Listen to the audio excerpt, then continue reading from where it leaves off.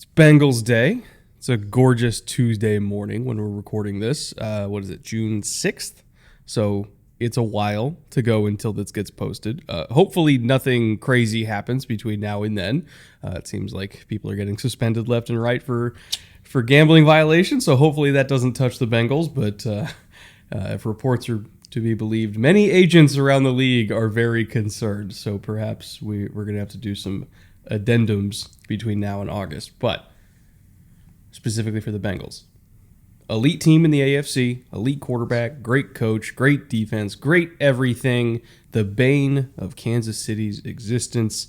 Can they go on another run this year? And if they do, what will be powering that run? Schematically, personnel-wise, everything from the front office to the UDFA class. We are going over it today.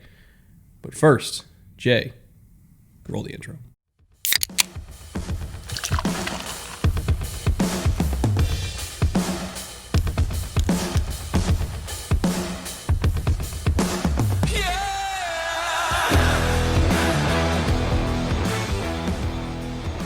Welcome once again to the Bootleg Football Podcast. I'm your host, Brett Coleman. My wonderful co-host, EJ Snyder here.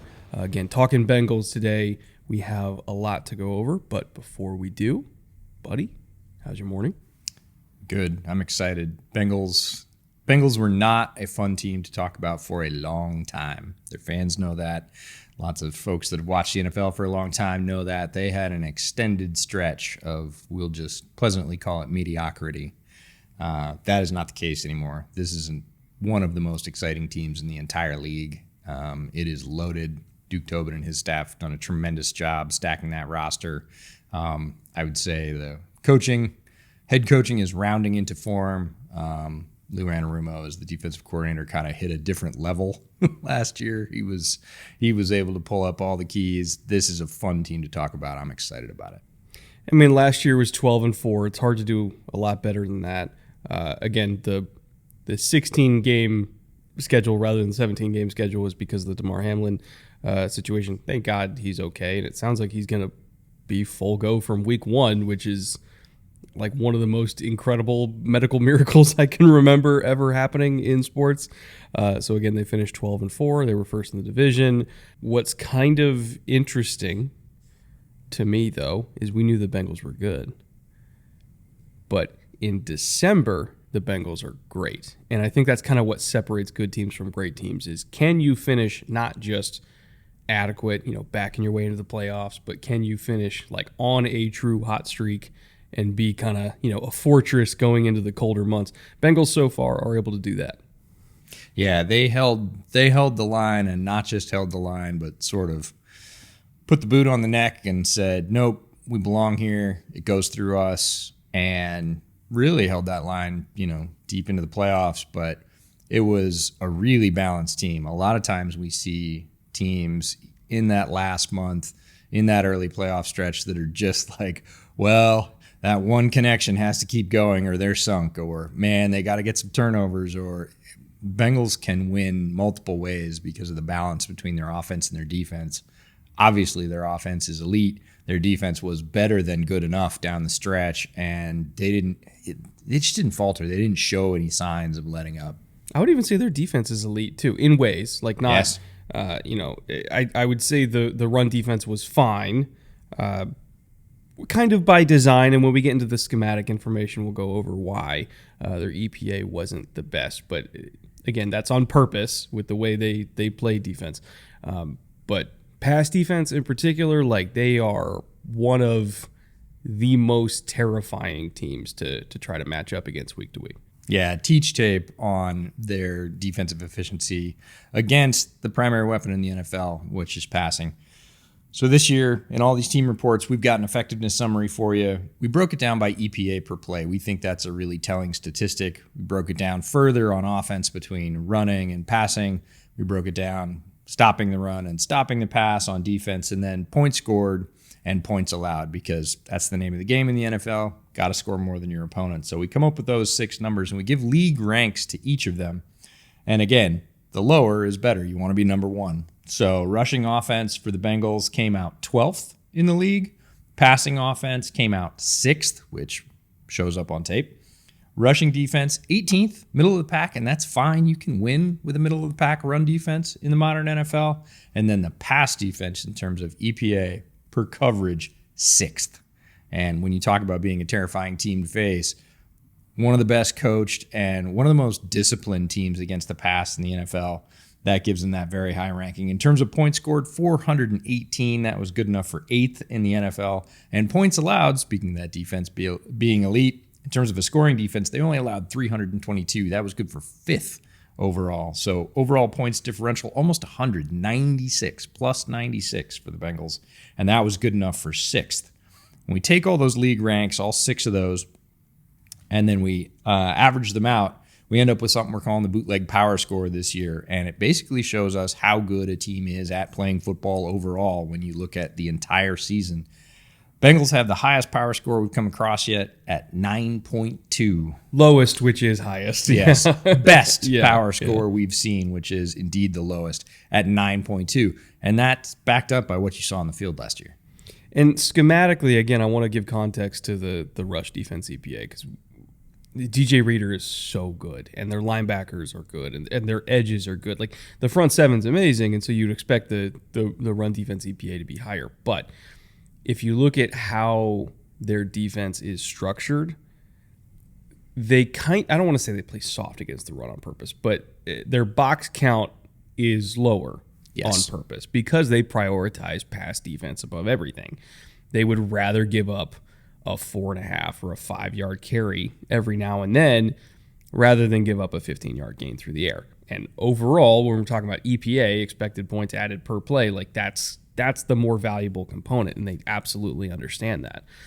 And so schematically on defense, if you look at the coverages they run, it's similar to the Steelers, but just cranked up a little bit more. It's a very man coverage heavy defense, especially on early downs and late downs. Like third down in particular, they're second in man coverage in the entire league. It's like 48%, which is even more than the Steelers. Steelers were like 6th or something like that. And we were like, oh my God, they play so much man. No, the Bengals live in man coverage in third and medium and third and long. Their total cover one calls is 12th in the league. And the reason why that is because, again, they're so high in situational man coverage, but they're 12th in overall man coverage is because they're very high in cover 2. So a lot of their cover 2 kind of drags down their overall cover 1 numbers. But again, you got to break it out by situation. Sure. In second downs, similar to the Steelers, they play a metric ton of cover 2. And they even play a lot of cover 2 on first down. It's like 12th in the league in first down cover 2. So that's why they have DJ Reader, is because they can get away with playing cover 2 on early run-oriented downs and still be able to stop the run. Even though, they're even numbers in the box at best, they can still do it because they have DJ Reader. And their goal is just to get you to third and medium or third and long so that they can play man coverage and so that they can blitz the absolute shit out of you. Looking at their blitz percentages on third downs, in between the 20-yard lines, we're taking the red zone out of this. Third and long, they're 10th in blitz percentage. It's 40%. Third and medium, they're 13th at almost 40%. It's like 36.5. So you can kind of see the cadence to this defense. It's, again, not playing soft, but more so just allocating resources against early down pass attacks, which we're seeing more and more common. Especially in the AFC, the Chiefs pass a lot on early downs. Buffalo passes a lot on early downs. They want to play against that first. Trust Reader and company to stop the run, despite being down a guy, get you to third and long, and then just tear your face off with pressure and man coverage. And they were able to do it. There's a lot of teams that want to do things that are similar to that, but we've talked about it multiple times in the series, didn't have the players to do it, couldn't hold that scheme, had breakdowns. The Bengals sort of ratcheted that up as the season went along. They got better and better at that, and specifically their 2 linebackers in the middle, Pratt and Wilson, really came into their own and became extra coverage players that were really effective, that could be left, alone. I'm not going to say on an island because it's in the middle of the field, but could be left alone with whoever they were covering, and the other ones freed up to blitz. And they were really impactful in those last, I'd say, 6 games. showed up in a much different way. They've been good and solid and, flashes of better than that. They basically dominated down those last 6 games.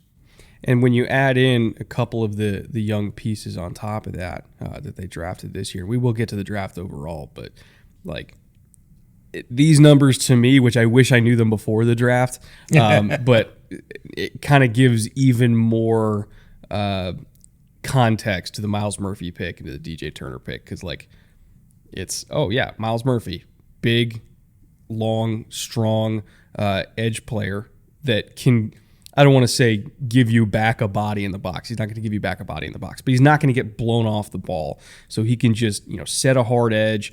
If they want him to kind of shoot inside and do like a spill and kill type thing, even though they don't play a lot of quarters, but if they want him to just completely dominate a tight end and be able to play outside or inside on that tight end, he can do that. And he kind of helps give them even more stoutness in their run defense, despite playing a lot of cover 2 on early downs. And then DJ Turner is one of the most gifted corners in this class athletically, where it's, hey, if we got to play man coverage, we need somebody who can run with these guys down the boundary. So those 2 picks, I think, made a lot of sense, not just because they're good players, but schematically for what the Bengals like to do. Yeah, we're definitely going to do these summaries. We agreed on this earlier next year. When the season ends, all these numbers are fixed. We could do them right then. And going through and building these agendas and then talking through them in these episodes, we've both looked at multiple teams and gone, oh, man, I wish I had these numbers before the draft, because I would have been able to probably more accurately predict the areas they were looking at in the draft based on what they were able to achieve or not achieve during the season. So we'll have those numbers earlier next year, so that it's just one more facet in our sort of overall evaluation of where a team's going in the draft. In terms of offensive numbers, their run game is really interesting to me, because it wasn't what I expected. With the Zach Taylor coaching lineage, like where he came from, I was kind of thinking, okay, it's going to be predominantly a zone run game. Mm-hmm. When they're in gun, it's going to be a lot of inside zone. When they're under center, it's going to be a lot of outside zone. Less, gap concepts, less pulling guys, and it was kind of the opposite. Yeah. They're 23rd in outside zone. They're 26th in inside zone. They're 3rd in terms of running duo. They're 9th in terms of running pin and pull concepts like G lead. Like, they did a lot of man blocking with that offensive line, which I'm curious. I want to go back to the earlier Zach Taylor years to see if that held up then too, because just anecdotally, I felt like they were more of a zone-heavy team, and now all of a sudden they're a very man-heavy team, and they want to kind of impose their will and just blow people off the ball. Again, you learn something new every single time you pull these numbers. That definitely kind of changed how I look at their run game. One fascinating number, though, and this doesn't have any much to do with how they call their run game, but when you look at all of the runs outside of like the core group, the zone runs, power, counter, duo, draw, pin and pull, all that kind of stuff, they had an abnormally high number of other. Yeah, when I pulled these at 16%, I was like, that's a lot. Where they're running a lot of jet sweeps. Like, what was going on there? And I looked at all the other runs that encompassed the other. 6% of all of their quote-unquote carries this year were kneel downs. That's how good the Bengals were, is that they ran, I'm not even kidding, the exact same number of kneel downs this season that they did for power runs. They're both at 6%. That is how freaking good Cincinnati was, is that they had an appreciable, like actually trackable difference in their run scheme just based on that. That is a good problem to have. If you're looking at that number, you're pretty happy as a team decision maker. Like, oh yeah, it was a super high number of kneel downs. Awesome. That's a good thing. But yeah, again, looking at these numbers and having it inform decisions, not just the draft, Orlando Brown makes a lot more sense. Mm-hmm. Right? You're like, oh man, I don't really see the fit there. I think they're a zone team. No, they're a power team. They're a duo team. They're a pin and pull team. And he's a mauler, right? He always has been. He's been a big, strong dude that if he gets his hands on you in the run game, it's really difficult to get unlocked. Makes more sense that they would be, willing to bring him to the team, excited to bring him to the team, willing to pay him more money because he fits what they're doing. And the best teams do that, right? They acquire talent that really fits their scheme and doesn't require a lot of adjustment. Looked a little bit odd to me from the outside because I, like you, thought, oh, yeah, mix in more outside zone. Turns out, no, when you look at the numbers, he supports what they do really well. In terms of their pass game numbers, I know Joe Burrow gets compared to Tom Brady a lot, but these numbers really hammered home like, oh my God, it could be another Tom Brady here. Average time to throw, 2.52 seconds is blazing fast. The only quarterback in the league last year who was faster was literally Tom Brady, but Burrow was second fastest on the trigger. That's partially aided by the fact they were 31st in play action. They didn't really do a lot of play action, especially compared to a lot of the league. It was like 18% and something like that, which is very low, relatively speaking. And I think that kind of speaks to how Joe Burrow likes to process and see the field. He doesn't want to kind of waste time going through the motions of a run fake, trying to suck in a linebacker, trying to get a safety to step in the bucket. He's very much kind of like a basketball player, which he is a former basketball player, but he's a basketball player on grass where it's like spread people out, let me look at stuff pre-snap, let me have the ball in my hand, not have to waste time on a play fake. And when I see something, I'm going to just throw it immediately. He's so quick. And so why slow him down with play action when he's going to find the right matchup? He's going to find, whoever has a leverage advantage, he's going to let it go quickly. So they kind of play into that strength of his, which is just processing, just being so quick with it. Air yards percentage, they were 16th, so relatively average, which again is what you want. Like you want your total passing yards to be able to come from multiple different ways, right? You want to be able to get yak, you want to be able to get chunks directly through the air. Bengals were very balanced in that regard. Average depth of target about 8.3, which was 21st in the league. So again, still having a 6th yards per attempt on the 21st rated average depth of target kind of speaks to how good they were after the catch, and also how good Burrow was at throwing people to spots where they could get yards after the catch. Accuracy is another strength of his. But big-time throw percentage. This is what kind of separates him from a lot of the other quarterbacks around the league that are very much, quick game oriented, get it out quick, get yards after catch, like the Jared Goffs of the world. What separates Burrow from them is that his big-time throw percentage was also massive. He was 8th in the league because when he needs to go deep, he can hit, a shoebox 35 yards down the field and put it wherever he needs to for Jamar Chase to go get it. So all of these numbers to me illustrated what makes Joe Burrow great. He's a point guard and an artillery officer at the same time, and it's very hard to find one of those. My favorite thing about this entire batch of numbers is it paints a picture of who Joe Burrow is as a player and where he's good. And where he's really good is all the way through the down. The magic word you said earlier was pre-snap. What he likes to do in terms of spreading people out, and he is one of the best in the league at identifying pre-snap. There might be 4 options, maybe even 5 on a route. He's down to 2 before he snaps the ball. Mm-hmm. And that allows him to get that ball out super quick. It keeps that average depth of target down, but overall those yards per attempt go up because he throws it very accurately. He knows where he's going with it before the snap. He gets it there in a position that his receiver can catch it easily and keep running. And you're like, okay, that's all great for, basically the first 2/3 of the passing zones. But what about, big time throw percentage? He can nail those too. So you start with all the things quarterbacks need to do to prepare in a week to play. Recognizing tendencies, recognizing leverage. They have to be comfortable with their own game plan, have great chemistry with their own receivers. He has all that. He gets to the line. He's super smart. He limits his options. He knows where he's going as quick as anybody in the league, throws it accurately, and everybody goes, okay, well, we got to start sitting on those. And then it's Jamar Chase and T. Higgins down the field, and he can hit them right in the numbers. And it makes him not impossible, but incredibly difficult to defend. And I think that it paints a very nice sort of full picture of, the full array of his skills that people say, oh, well, if you just do this, you can limit his effectiveness. Yeah, if you just do no this, just. if you do that, he's going to do the other thing because he is good front to back. And it's one of the reasons he's one of my favorite players to watch in the entire league, regardless of position, because he's just so damn good. Other than Patrick Mahomes, I really think he's the only quarterback in the league that doesn't have a true weakness. Now, there are other quarterbacks that have greater individual strengths. Lamar is obviously more elusive, more explosive. Allen has a better arm and is also even more mobile and can basically be a goal line running back as well.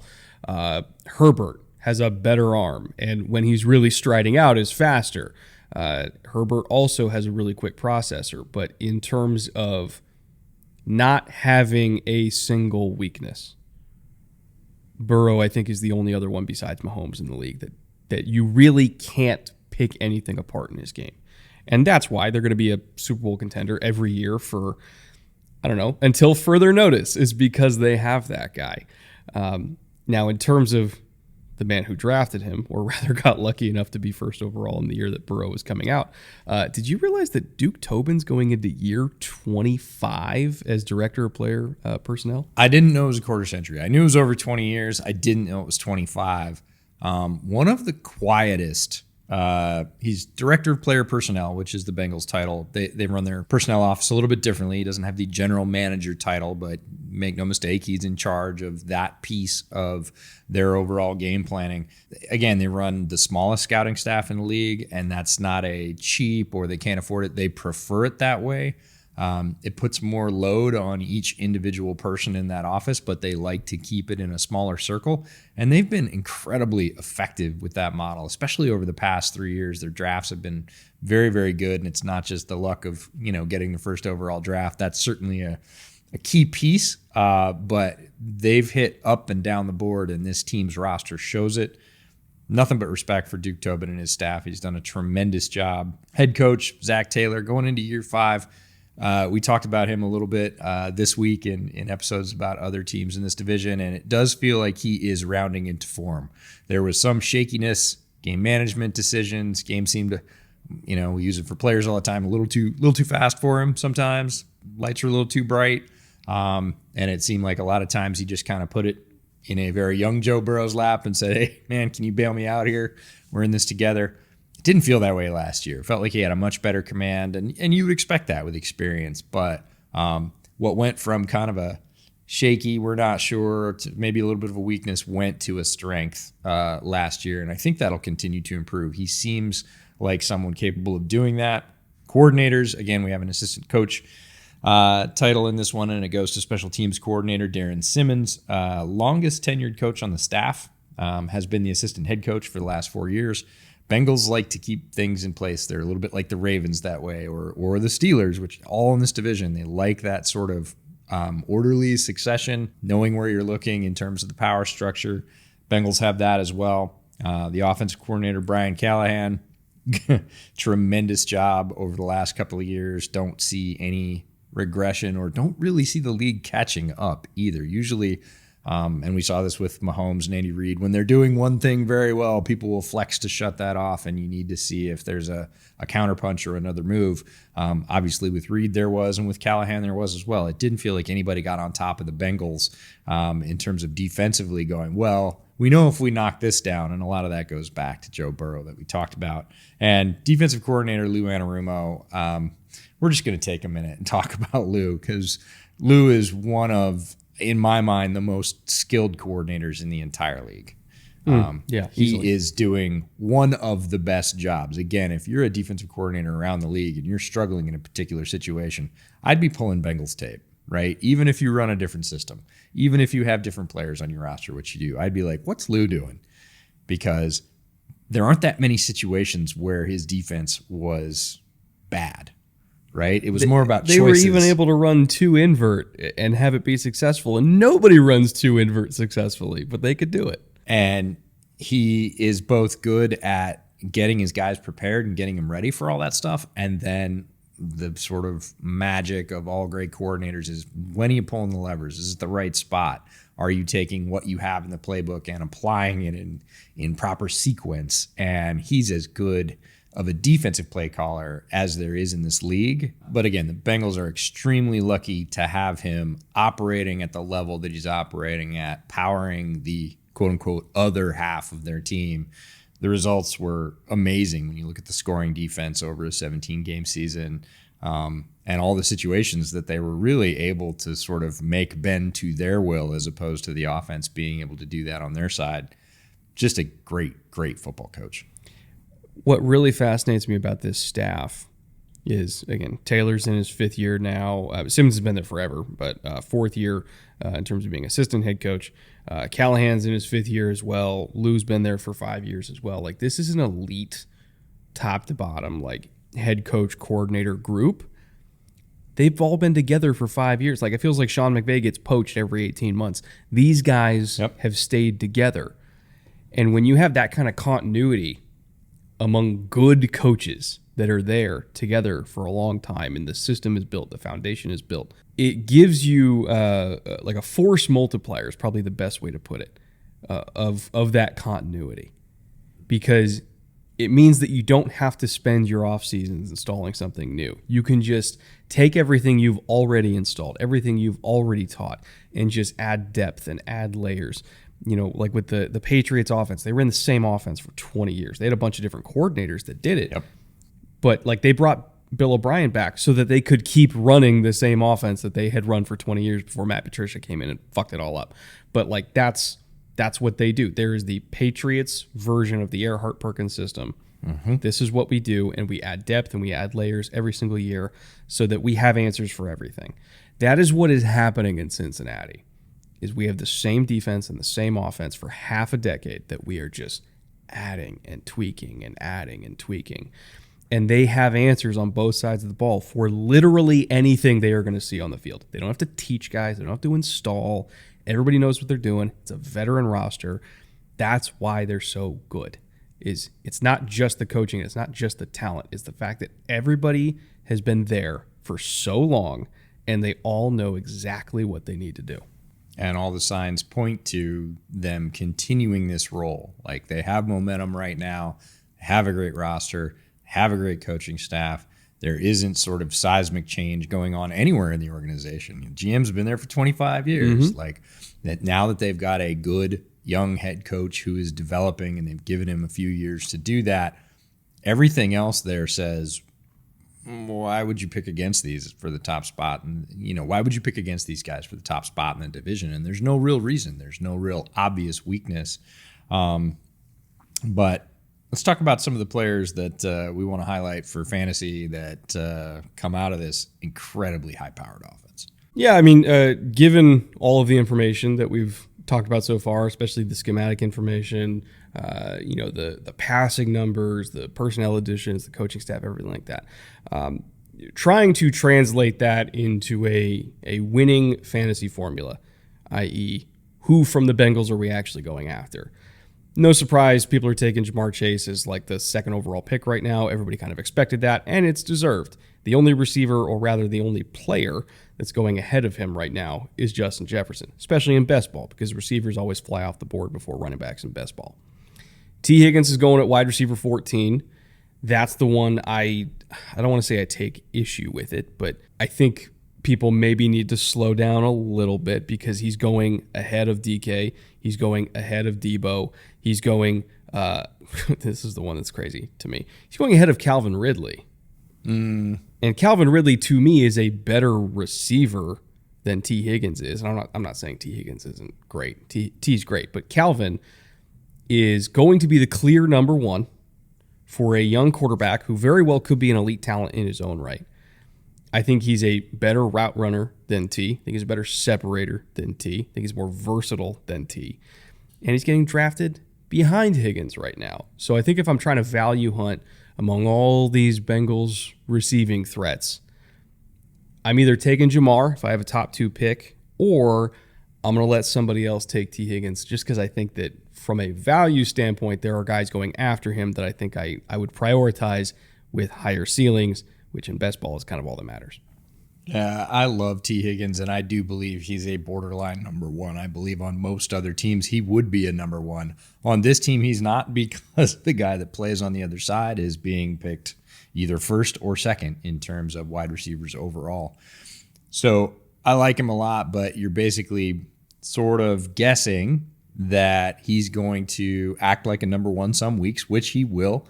Burrow is good enough to pivot if Chase does get locked down, and by lockdown I mean only gets 75 or 80 yards, which is still a good week for most receivers. He will, take those targets and move them to Higgins. He's good enough to do it. But the Ridley argument is fascinating because a lot of people have forgotten about Calvin Ridley. It's, what have you done for me lately? He was gone last year.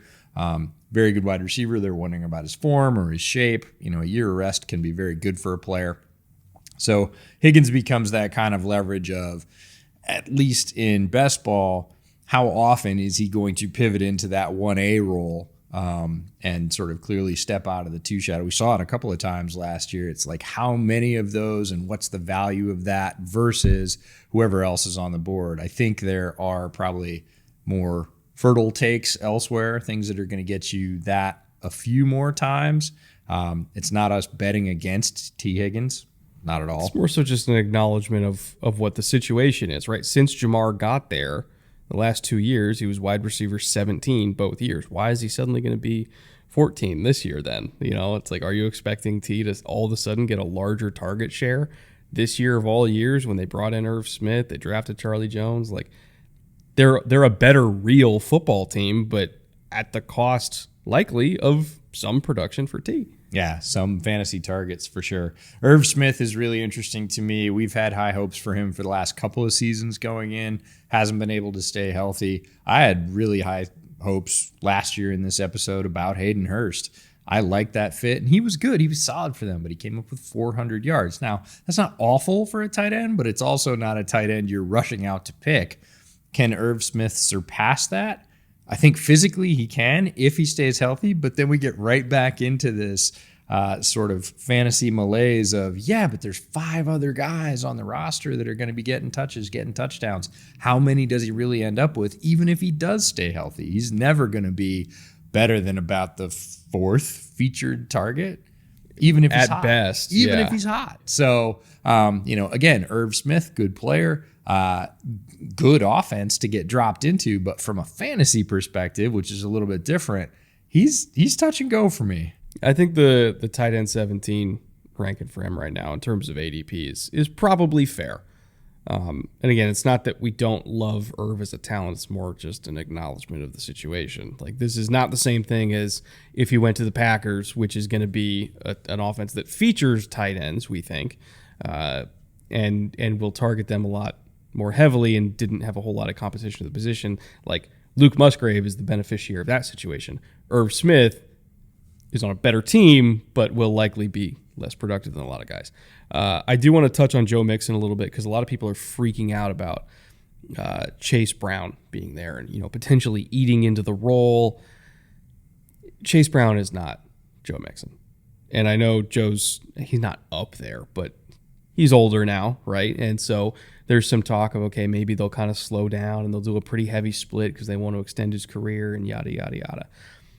Until Chase Brown proves that he can hold on to the ball, Joe Mixon is going to outtouch him by a lot. I do not have concern about any sort of heavy split with Mixon in Brown's rookie year. Brown is I don't want to call him like a developmental running back, but he kind of is, right? Like, he was very hot and cold. He had a lot of explosive plays, but he fumbled a shitload, like led all of college football in fumbles.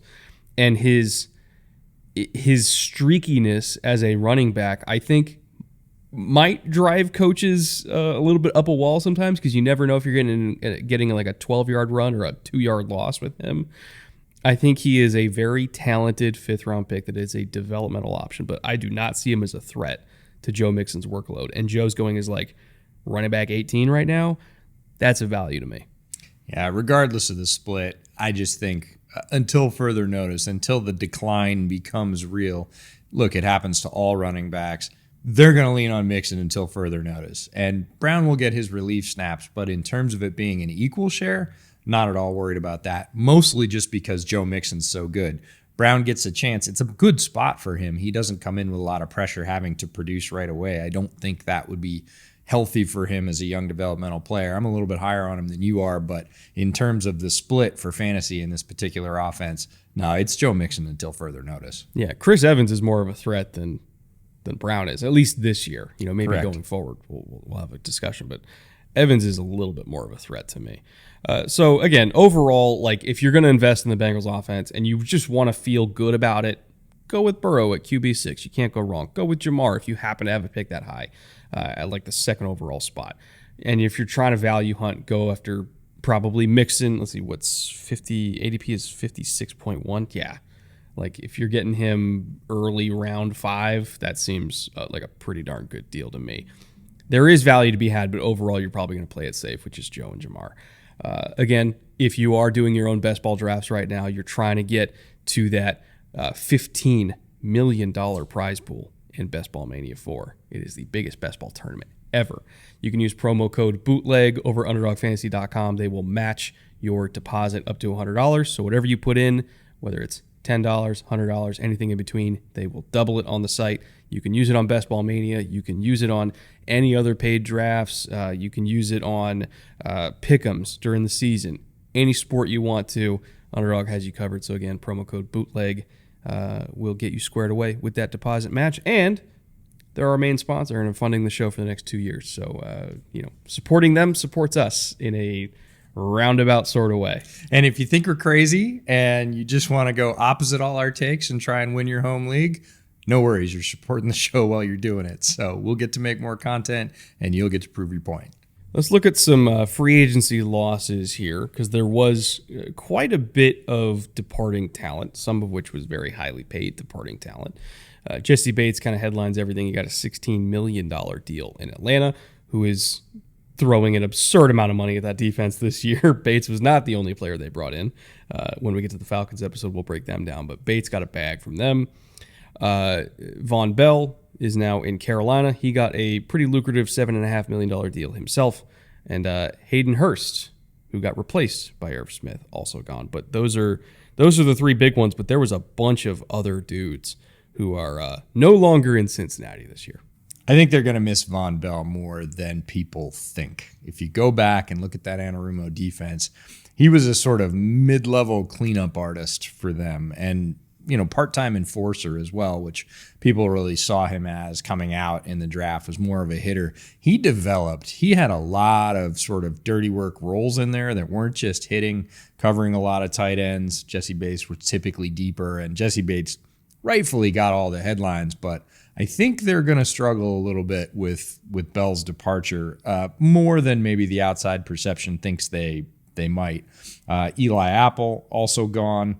That's either a cause for celebration or a cause for concern, depending on what you think of Eli Apple. And Mitchell Wilcox, the tight end, still unsigned, but no longer a Bengal. Samaje Perine also gone. He's in Denver now. He got a $3.5 million deal from them, if I recall correctly. $3.75 million. Extra little bit of cash on top of that. That was kind of the precursor to the Chase Brown pick.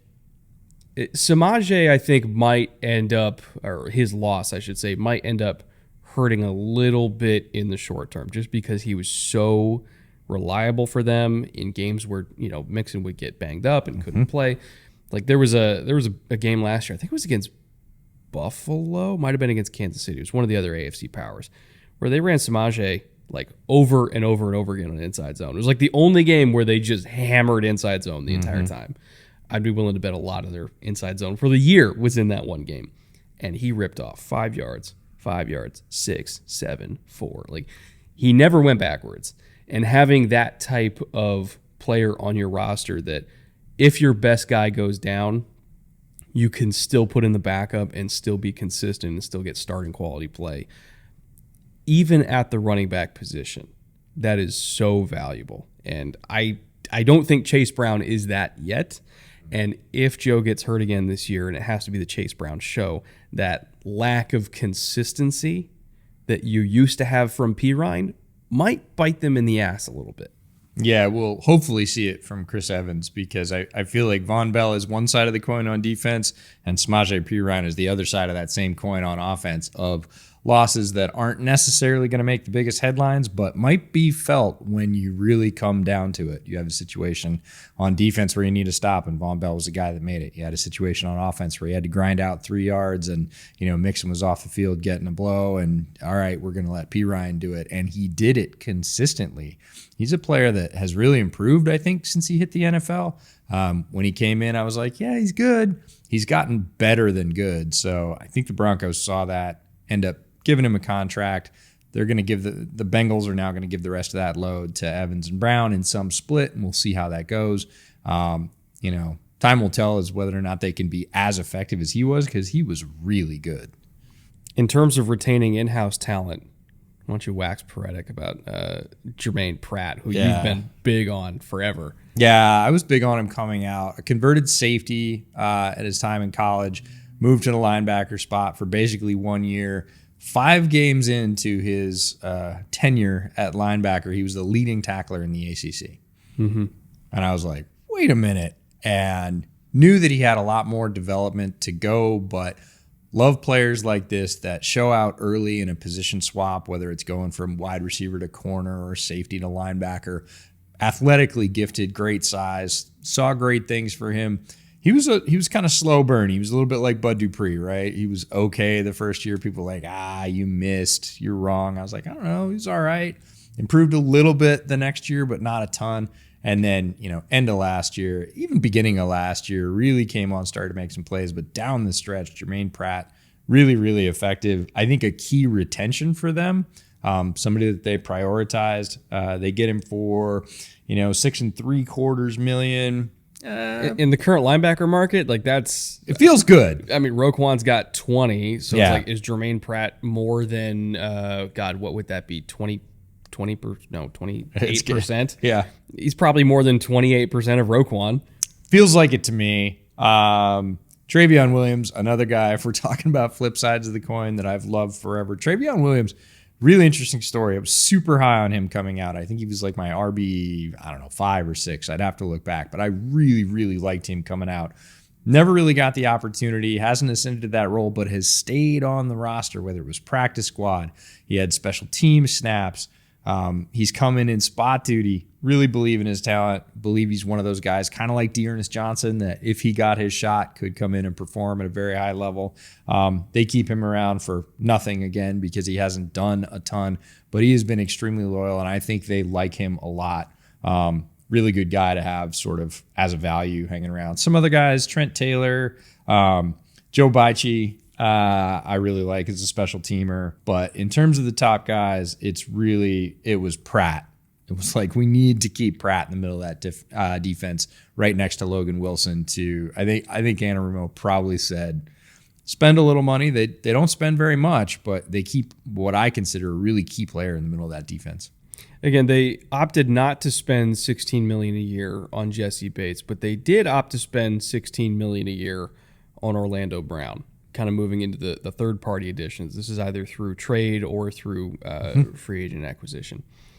That, to me, told me where their priorities are right now, which is Joe Burrow's the franchise. We are willing to spend on anything that makes Joe great. Jamar, you want $30 million? Fine, we'll do a stadium naming rights deal so you can get your $30 million. T. Higgins, trade rumors? Nope, keeping T. Higgins. $25 million, sure, that's probably what's going to cost, but we don't care because it keeps Joe happy. Orlando Brown, you want to be a left tackle? Come be a left tackle for us. And by the way, the deal that they got on him, because remember when he was asking for like $25 million, and the market just wasn't there for him at that number, but it was more important for him to play left tackle than it was for him to get $25 million because that's what his dad played. So the Bengals were like, we'll give you 16. And he took it. And I was like, oh my God, like that's awesome. I'm not paying $25 million for him to be a left tackle, but I'll definitely pay 16. So it kind of showed where the Bengals are willing to spend, which is on offense. And it also showed that for Orlando Brown specifically, he's one of the very few tackles that I think the position and the legacy matters more to him than the money. And that is a very unique thing in today's NFL. Fully agreed. It's not something you're going to see all the time. And again, when you go back to those run numbers, which we were both sort of, I don't want to say misinformed, but we had a different picture in our mind in terms of the shift between the types of runs they did. And again, when they signed him because of that, not having looked at the numbers yet, I thought, the value was great because when he came out, came out looking for his new deal. He was pushing for he wanted 30. Yeah, right? He wanted top tackle money. He was like, give me 28, give me 30, which will melt down to 28 negotiations. And both of us were like, nope, not going near it for that. Not doing it. Drags on. Market doesn't support it. And, signs of what turns out to be a good deal for the Bengals financially because they were willing to give him the spot that he wants to play. But I would caution other franchises, don't use that tactic with other people because it's probably not going to work. I would say good additions, key additions, not a ton of them.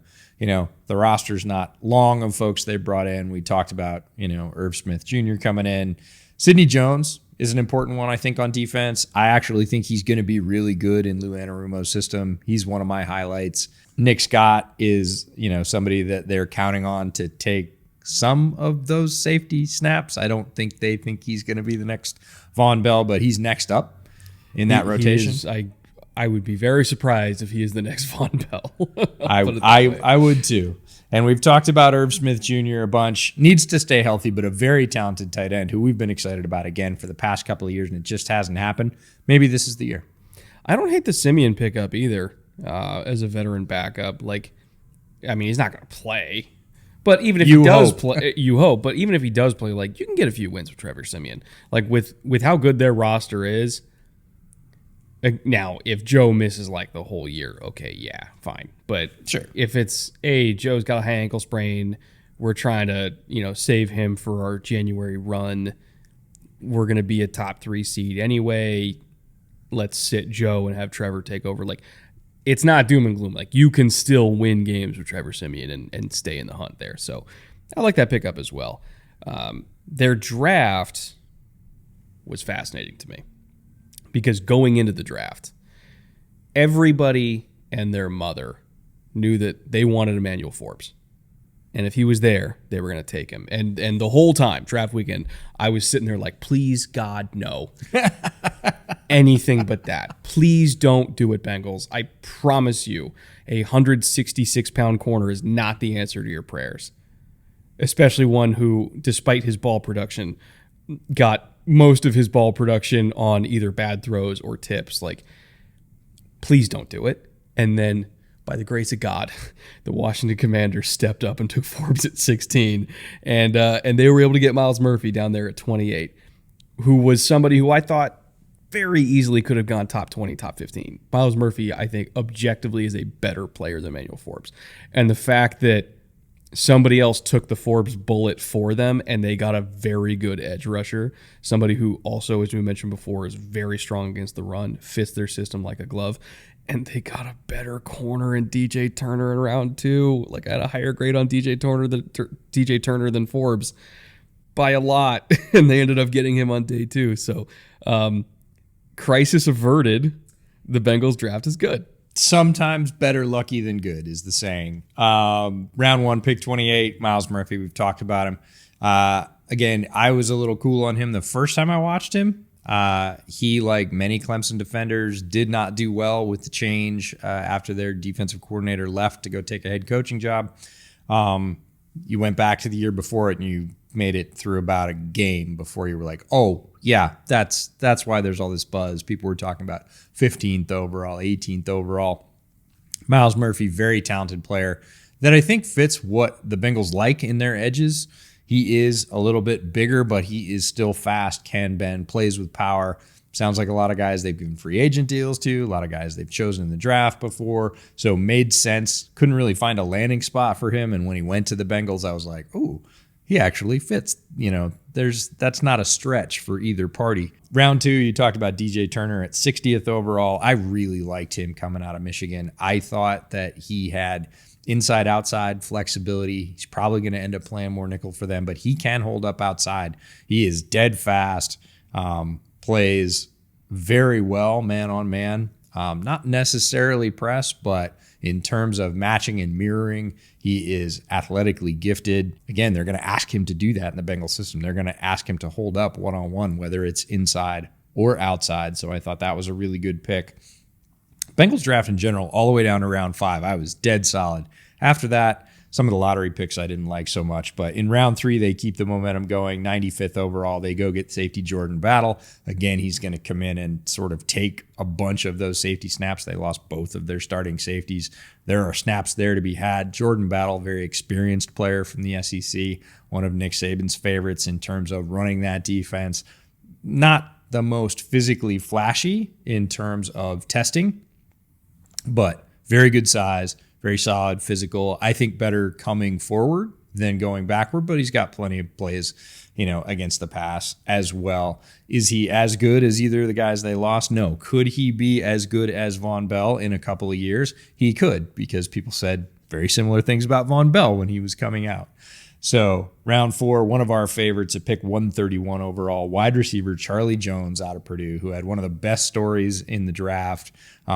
Ended up, moving schools and then moving schools again to go play with his high school teammate at the quarterback, Aiden O'Connell at Purdue, and, bet on himself really twice and, came up aces, ended up getting drafted. I don't think either one of us see a big role for him just because of the logjam of talent that the Bengals have assembled ahead of him. But as those guys start to graduate out, age out, contract out, whatever, we both believe that Charlie Jones is going to have a bigger role in this Bengals offense going forward. Yeah, no, he's going to be the new Tyler Boyd, because they are going to pay Jamar, and it sounds like they are going to pay T. But at some point, there's a cutoff there. Like, got to let one of the three amigos go. Like if your quarterback's $55 million, your receiver's 30, and your other receiver's 25, and your left tackle's 16, like, yeah, you got to get some cheap talent somewhere. Charlie Jones is going to be the new Tyler Boyd, probably by 2020. I can't remember if it's 2024 or 2025 when the rubber meets the road on the Boyd contract, but one of these next 2 years, he's going to be the new number 3 for them. Were you a big Yoshevich guy out of Princeton? No. I wasn't super big on that, but again, it's a 6th-round pick, so who cares? Yeah, I was good till round 5, 163, which is where they got Chase Brown. We've talked about him a lot. I like the fact that he's got a wide range of skills. He's a great athlete. He's good in the passing game. He's a decent blocker. He has ball security issues, I'll give you that. But in terms of, he was a steady back. He had explosive plays, but when you looked at his summary of statistics, he was really productive. He put up a lot of yards, took a few more carries than some other backs to get those yards. I like his potential. He absolutely has to hang on to the ball, and he has some work to do in pass pro. But in the 5th round, I really like that. And then we get into the 6th, and it's Andre Yoshevich from Princeton. Tall, speedy. There's a lot of buzz about him in the season and leading into the sort of all-star season. Then he goes down to Mobile at the Senior Bowl, and I don't want to say he whelms. He didn't overwhelm. There was a lot of hype. I don't think it was really fair. I don't think he possibly could have met that standard. Ends up playing decently, but not spectacularly, and starts to sort of slide or fall. I think if you'd told people in like September or October that he was going to be a 6th rounder, a lot of people would have said, "You're nuts, guy that big, that fast." I think it's actually appropriate value, right? His draft season looked like this. He's a lotto ticket. That's what he is. He's a lotto ticket. Yeah, they went out and got him. Their other pick in round 6, 217, they get punter Brad Robbins from Michigan. And then in round 7, last pick, way down the board, 246, they get cornerback DJ Ivey from Miami, who played with Tyreek Stevenson, who went to the Bears. Wasn't as big on Ivey, but again, you're getting a guy that far down as a defensive back. He's going to start out as a special teamer, see if he can be a practice squatter, maybe a reserve, and work his way into the rotation. Overall, again, where it mattered, all the way down through round 5, love this draft. No, it's a very, very good class. And again, now that we kind of have all the scheme information pulled, I wish I had it at the time, because I would have said like, oh, the Jordan Battle pick makes sense because they don't call a lot of quarters. They're like 12% quarters, which is like the one coverage that I was worried about with him, because I was like, I don't know if he has the feet and the movement skills to carry something vertical like that from the top down. But okay, Cincinnati's not going to have to do that, so who cares, right? Just go be their little version of Cam Chancellor. He's not Cam Chancellor, but like that's the type of safety that he'll be for them. And then DJ Turner, one of the most explosive movers in this class, great feet, incredible short area burst. He has what it takes to be a very, very sticky man corner, which for a defense that loves man coverage, all about it. He's better than Forbes to me. UDFAs. Brought a whole bunch of them in. In terms of the ones that I think will stick, for me, Jackson Kirkland sticks out, tackle converting to guard. But Shaka Hayward is like, if I had to bet on one of them, Shaka Hayward's going to make the team because he's competing with Batchy and he's competing with Akeem Davis-Gaither for those backup inside linebacker spots. And I'm not going to lie, I had a higher grade on Shaka coming out than I had on either of those two guys. So predicting a UDFA to make the final 53 for a Super Bowl contending roster is a risky business. But if I had to do it for any of these guys, Shaka Hayward's my pick. Yeah, there are a lot of guys. There are not a lot of guys that I'm like, absolutely. I think Jackson Kirkland could end up on the practice squad. He slipped for a reason. It was mostly injury-based. Before his injury, he was going to be a top 2-round pick, whether it was a tackle or guard. Yeah. He was in that conversation. After his injury, limited some mobility, got to see him up close at the UW Pro Day.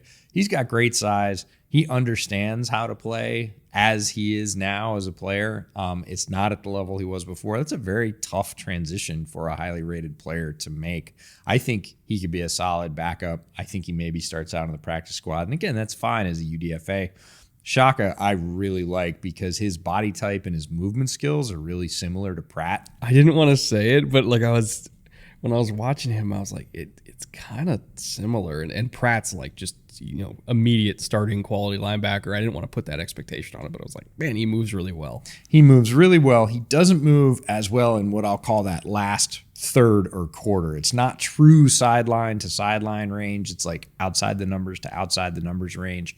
I don't think he's as good in reverse, but man, in terms of size, in terms of burst, in terms of seeing it and getting there, there's a lot of similarity in that sort of first 70% of his game. And I would just sort of attach him at the hip and say, follow him around. If you can make any kind of the progress that he's made as a pro, you will stick on the 53 probably for a long time. He's a very talented player. That brings us to the report card here. And this is where we grade the four aspects, or rather the four main aspects of the organization, and give them either an up, an even, or a downgrade. It's going to be front office, coaching, offense, which is primarily driven by talent, and defense, primarily driven by talent. Front office, we're actually going up. It's the rare up for a front office, especially one that hasn't really had a whole lot of turnover, and that's mainly just because of what they did before the draft. We can't grade a draft class now, but we can grade their roster building approach based on how they spend. And I love that the Bengals are a spendy team now. It felt like my entire lifetime they never spent on anything other than like the rare quarterback deal for like an Andy Dalton, or every once in a while they would break their own rules about guaranteed years for guys like AJ Green, but they never really got after it in terms of spending money. But now I think they recognize that with the Joe Burrow window, they've never had a quarterback like Joe Burrow, or at least haven't had one in decades. And they're kind of capitalizing and they're going all in on it. And I love that aggression for a franchise that historically has not been super aggressive. They took a stadium naming rights deal just to get the cash to keep this core together. And I love that for them. It's like a brand new day in Cincinnati. And it does feel to me, the reason for the up arrow really for me is it starts to feel to me like they're in this position, they recognize it, they're reacting to it to do some of those things, and it feels like they're starting to play chess. Mm-hmm. The very best franchises in the NFL aren't planning for this year. They already planned for this year last year. They're planning for next year. And when you look at like the Charlie Jones pick and you look at the Chase Brown pick, right? These are succession picks. So when this core that is awesome that we have together starts to fade, we need to be filling in for those guys. The very best franchises in the NFL are there, and the Bengals are creeping into that territory, and I absolutely love it. For coaching, we're going to go flatline even, and that is not a negative. It's just acknowledging this is the same group that's been there for half a decade. They're all really good, and they're still really good. And we can't give them any other grade other than flatline because it's stability. It's the definition of stability. Offense, in terms of talent infusion, that's clearly an up. Again, the Charlie Jones pick is a big part of that. Even if he doesn't get a bunch of snaps this year, we love that they're legitimately 4, arguably 5 deep at receiver, and maybe the best top to bottom receiving core in the entire NFL. The Irv Smith pickup for dirt cheap was also a very, very good pickup for them. Bringing in Orlando Brown to hopefully improve the left tackle position. It's hard to give up more sacks than Jonah Williams did. Right tackle, now that there's a competition between Jonah and Lyle Collins, I don't know what's going on. I don't know who's favored to win that job. I'm actually surprised they kept both of them. So we'll see. I gotta check in with Goodberry or something like that and figure out what's going on with right tackle there. But overall, infusion on the offensive side of the ball, very clearly up. Yeah, it feels like, getting a new left tackle, which is good, and then building those reserves to what is an already extremely strong offense. You can't really say anything, and there's coaching stability, scheme stability. There isn't anywhere to go but slightly up, and that's terrifying. Yeah, they're already elite.